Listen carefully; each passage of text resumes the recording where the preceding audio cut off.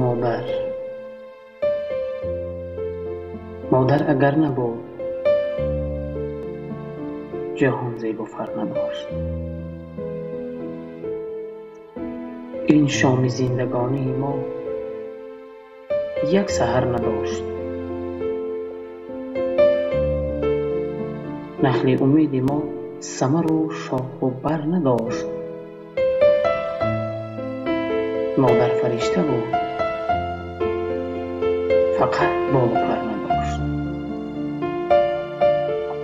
شاید که داشت بال و پر، اما خبر نداشت. آره مادر، تو فرشته زیباترین آسمانی. براستی هرگاهی که مادرم نان میپزد باور میکنم که در همه عالم فرد گرسنه نخواهد بود.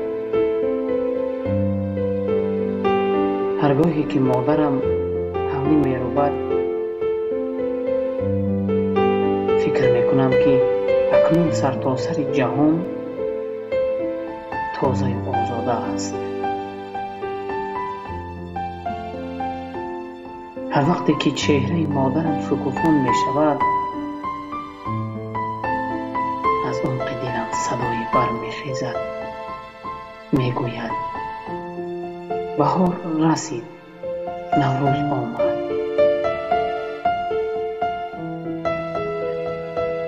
شعله نور الهی روی مادر بوده است. سجدگاه و قبله من کوی مادر بوده است. بی‌دعایش همچو سروی تشنه لب سوزم مدام. امید سرشار من از آن جوی مادر بوده است.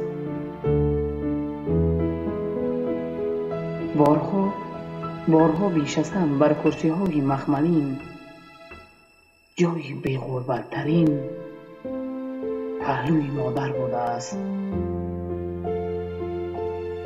بادهای زندگی ساعت به ساعت میوزند، باد فورم گروزد از سوی مادر بوده است. صحبت آرای بسا مشکل بود بر ناتوان، فیض من از صحبت دلجوی مادر بوده است. بوی عطر و بوی خوش آرد حلاوت بر دلم، بهترین بوی بر مشامم بوی مادر بوده است.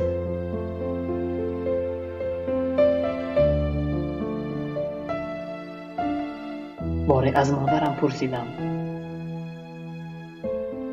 مادر جان، سیاهی مویت کجا شد؟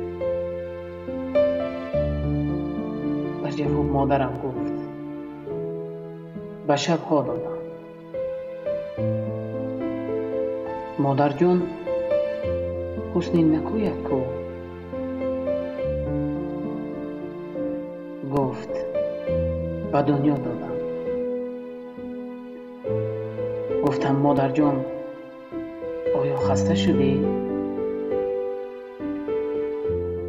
لبخند زد مادرم.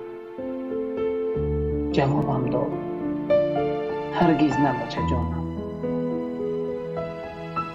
شبها به من صبح جاویدان دنیای امید و ارمان من، فرزند من جگربندم داد. بله، از تو مادر جانم بابت تمام اذیت‌های بچگیم معذرت می‌خواهم. امیدوار هستم مادر جان هرگز قلبت از من گیله‌مند نباشد تا من خوشبخت باشم. مادر زیباترین و پاکترین قلب را داره و من هنوز هم نتوانستم هنوز هم نتوانستم ذره از رنج‌هایی که برای من کشیده جبران کنم. مادر جان، دوستت می‌دارم و تا ابد دوستدارت هستم. زیباترین فرشته آسمانی من با خود افتخار میکنم که چنین مادر دارم.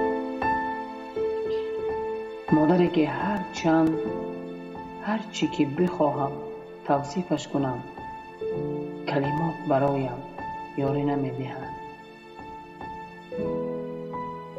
مادر میخواهم نامت را شبیه گل گویم، اما گل خشک می شود. مادر میخواهم نامت را شبیه خورشید گویم، اما خورشید هم غروب می کند. مادر میخواهم نامت را شبیه جانم گویم، چون که روی زیبرم من هم نباشم.